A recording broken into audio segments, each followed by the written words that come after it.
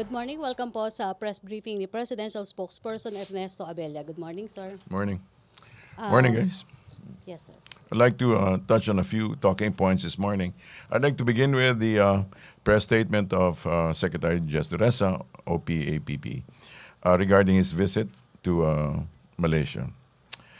He expressed that the Prime Minister of Malaysia was confident of peace in Mindanao through pre-RRD, and that he also made promises that it was possible that Malaysia would make contributions to help peace and development efforts, especially in Mindanao. They also touched on regional cooperation, especially regarding ICIS and extreme terrorist groups. And they were also supportive of PRRD's statement that he would deal decisively with ASG. On the other hand, while he would do so, it was also stated that Philippine government would promote moderation to other would use moderation in terms of exercising this pursuit. Okay. Also, it was discussed that it was also floated that Malaysia may be the first planned visit of PRRD in the region to Malaysia. All right. Next. The next point is that President Duterte met with Saturo Campo in Malacanang.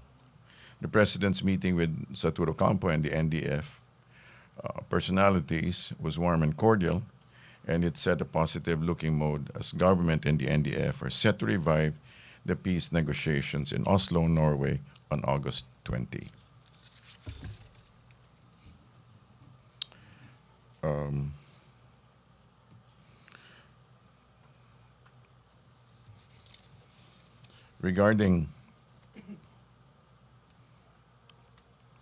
And also tomorrow will be the launch of the PCOO project called 50 First Days. It'll be launched in Davao, and it's set to highlight what PRRD has accomplished over the past 50 days. Thank you. Thank you. First question will come from Joseph Morong, GMA 7. Sir, sundot na kami sa Marcos. Okay. How much is the government going to spend for the Boreal? I don't have the details regarding the expenses. But it is the government. It will go through the various departments that will. Yun po mga Marcos sa saan gagastos. I don't know. I don't have the details regarding that. Okay, sir, just to continue on the topic. Alright, Sir, okay. what does the President think of the Supreme Court petition? And will this, and the public outcry, will that maybe change his mind or nakaset na talaga? Well, let's put it this way: if the president will abide by the decision of the court, as stated by Presidential Legal Counsel Salpanello. Sir, if we don't, what is it bad if we don't bury him? Come again? Is it going to be bad if we don't bury Mr. Marcos at the Libingan? Actually, those are general statements, and I don't have any opinions regarding that. But from where the president is coming from, he believes that the nation ought to move on. That is where he stands. Okay. Okay, may follow-up question about Marcos Boreal. Ina Andolong, CNN Philippines. Hi, sir. Sir, did the president consider having the former president buried in Batak, considering that during the time of former President Marcos, it was a condition set by the former president when he allowed the return of... I don't know if he considered that. I'm sure he was pretty aware. I suppose he was aware of that, but that was belonging to a different administration. So let's take it from where he is at this stage. Follow-up, Maricel Halili, TV5. Hi, sir. Good morning. Yes, Sir, morning. there was a resolution filed by Senator Risa Ontiveros before the Senate na parang against dun sa burial ni former President Marcos sa libingan ng mga bayani. Okay. What's your reaction about this? And will the President wait for the resolution? Well, let's before put the it this burial? way. If there are any motions and any cases have been filed, then let it proceed, and then the president will respond as he sees fit. Okay, may follow-up question about Marcos? Other issue? Marcos, Laila, Salaveria. Sir, well, the Supreme Court case is pending against the Boreal. Will the administration consider postponing? Like I said, like the chief presidential counsel said, legal counsel said, that the president would abide by the rulings.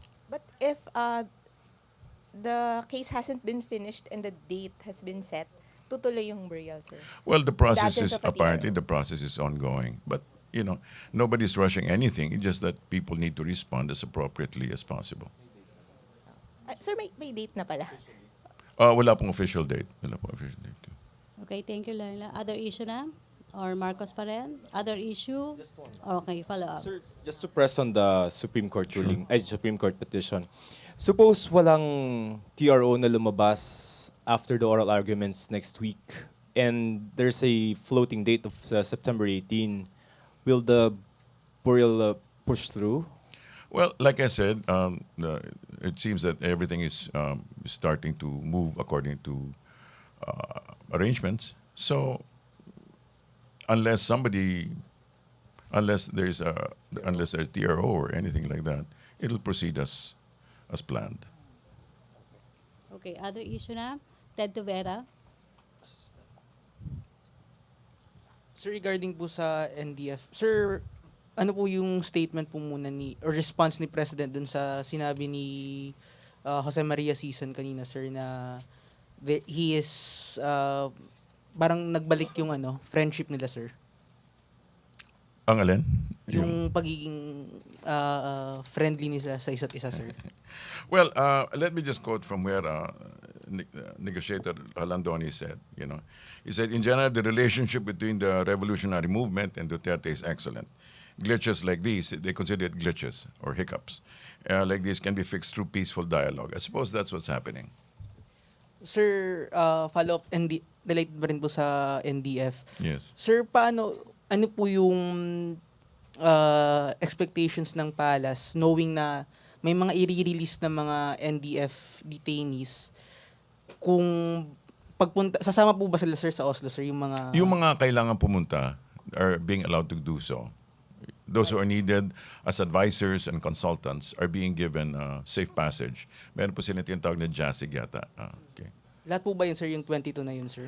I'm not sure about the exact number, but those who need to be there will be allowed to go. Follow-up. Tina, and then Maricel about NDF. Tina muna. Tina Mendez. Good morning, sir. Morning. Yeah. The question now is, will the government be spending for the travel expenses and accommodation of the NDF panel?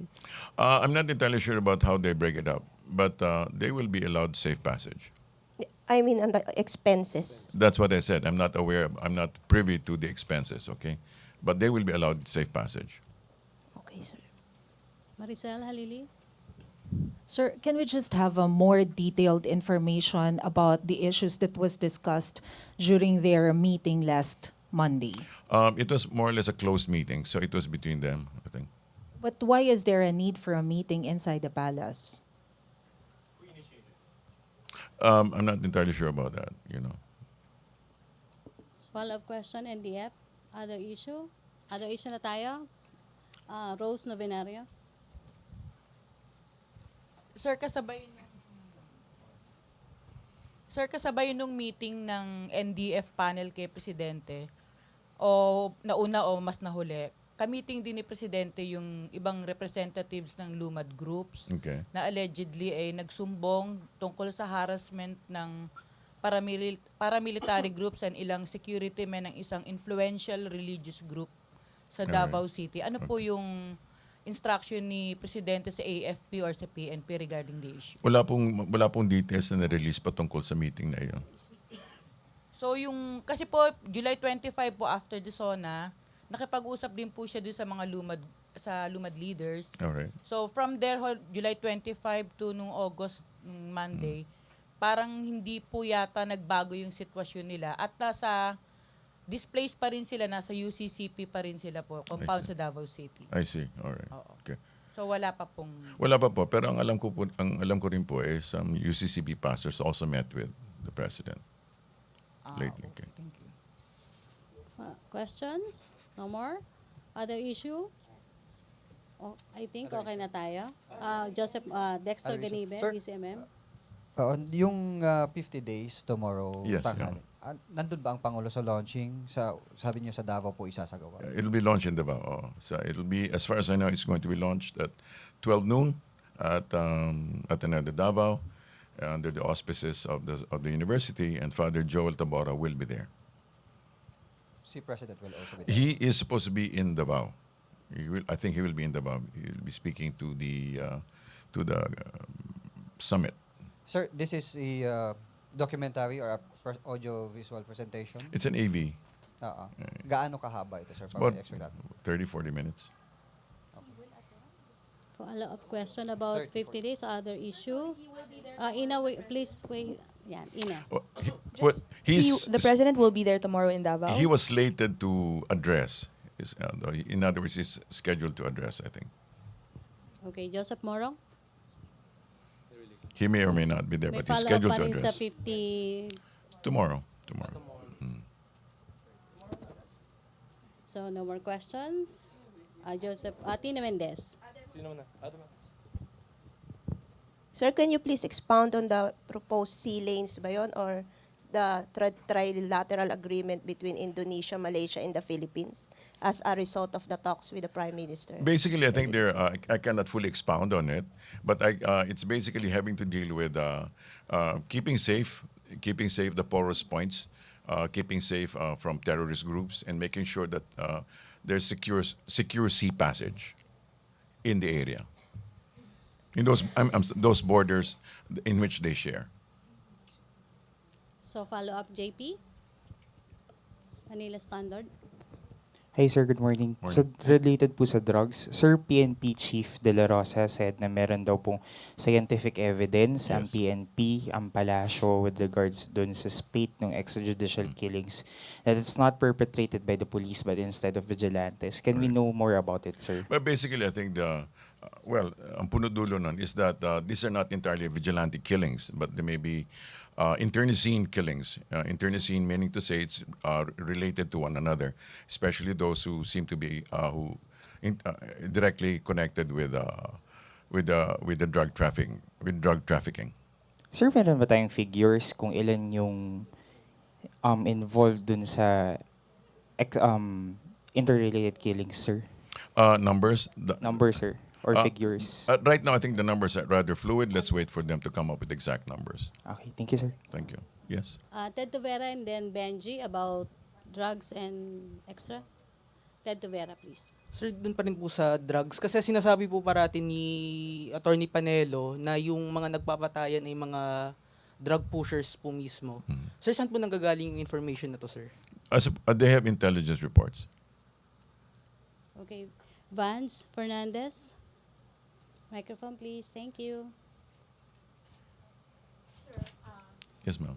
Is there any possibility that the Duterte administration will go after the illegal gambling like the wedding in Luzon and Macau in Visayas? Mhm.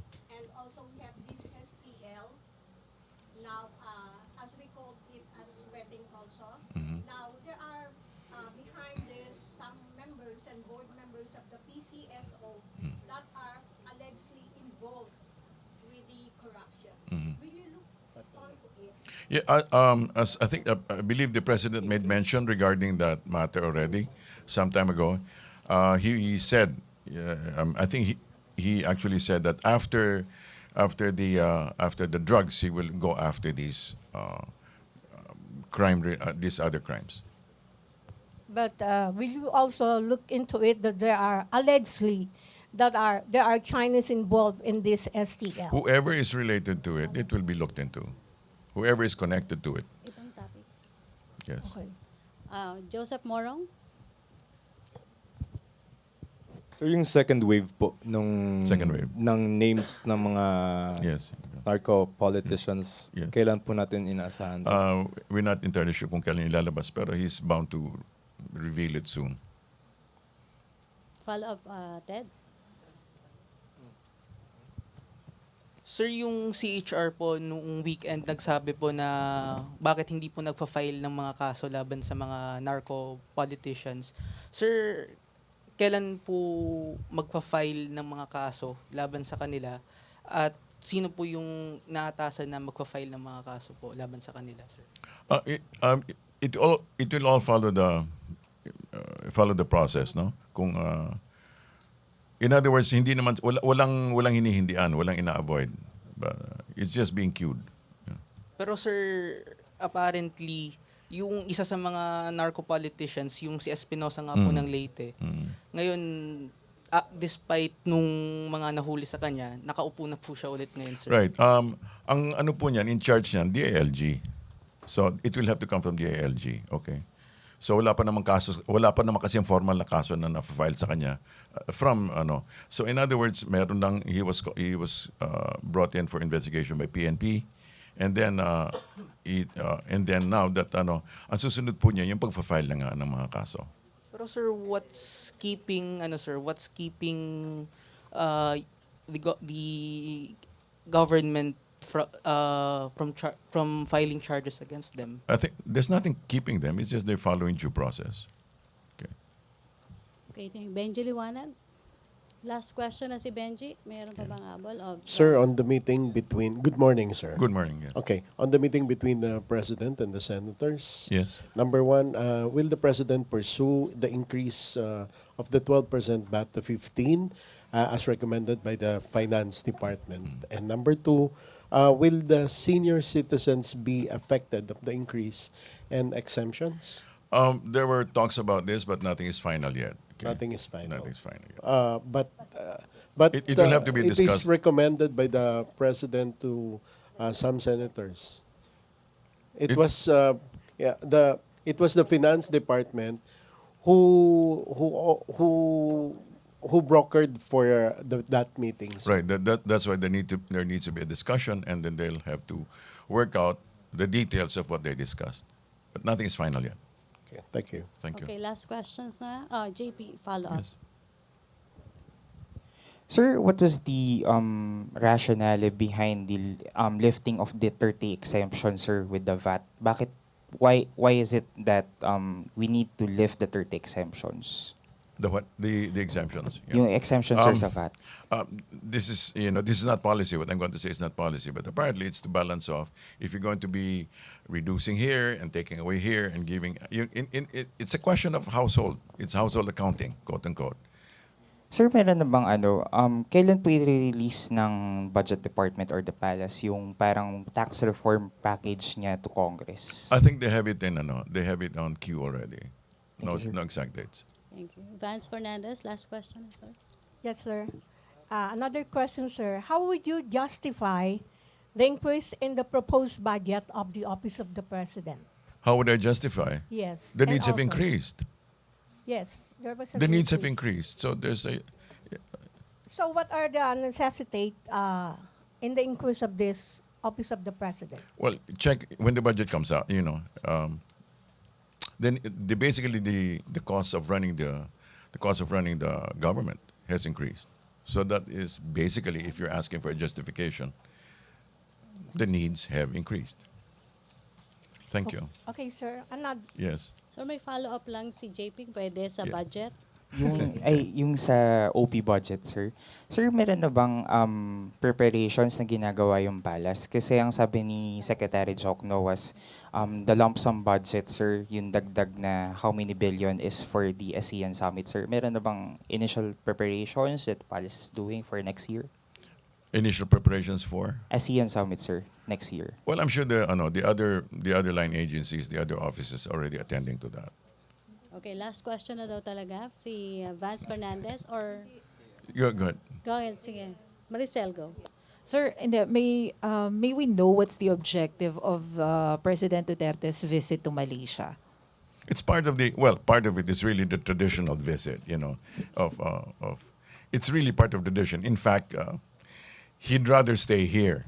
He'd really rather stay here, but it's part of tradition that the new president visits all because we're also preparing for our leadership when we take over the ASEAN. That's part of the preparation. After Laos, we're going to be taking over. Pero what particular issues will be raised during his visit? Those issues, these are up to them in that sense. These are part of it is the security which has been raised, Indonesia, Malaysia, Philippine agreements regarding the porous borders, addressing terrorism, addressing economic possibilities. These are some of the talking points. Sir, ano po yung exact date ng pagbisita ni Presidente sa Malaysia? Wala po kaming exact dates for that, but the groundwork is being prepared. Pero sir, definitely this will be before his ASEAN visit. Before we take in over, Laos. ASEAN, which is part in September, I think. September. Follow up daw, sir. Sir, clarification lang. So, towards the end of August, we can see the president touring the neighboring ASEAN countries. Napapayag niya na ba? Come again? Napapayag na magtutung. I'm not really sure about that, but this is part of the traditional before we take over leadership of ASEAN. Okay, guys, last question. Other countries, sir, aside from Malaysia? Well, if things go as tradition goes, it should be the whole entire 7. It should be. Evelyn Quiroz. Ay, Okay. morning, sir.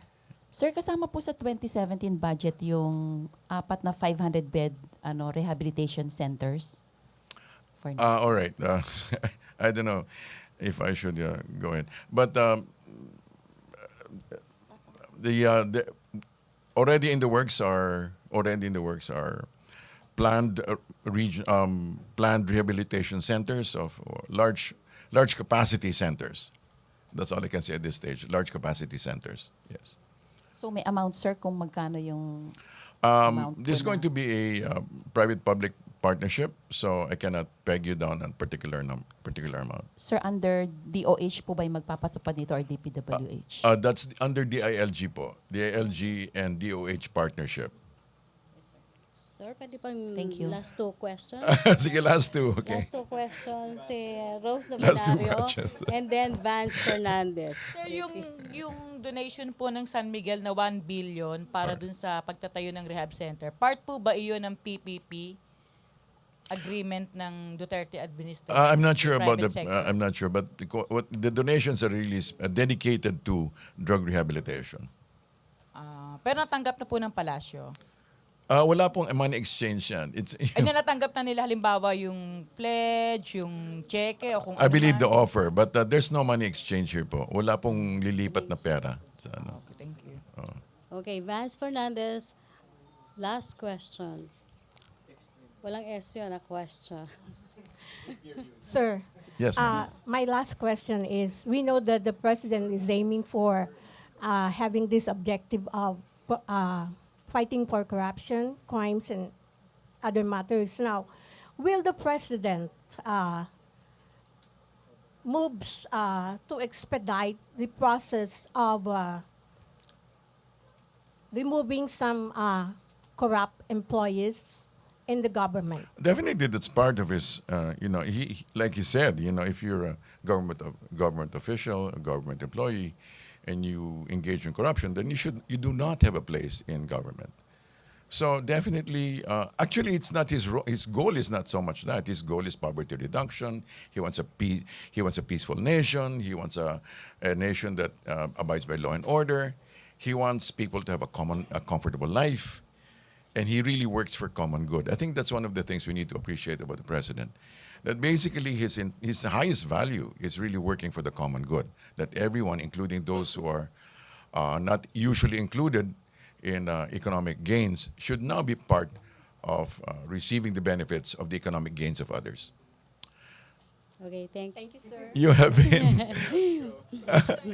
Thank you, you have been a wonderful, Thank and you. also congratulations to Happy birthday, Rocky.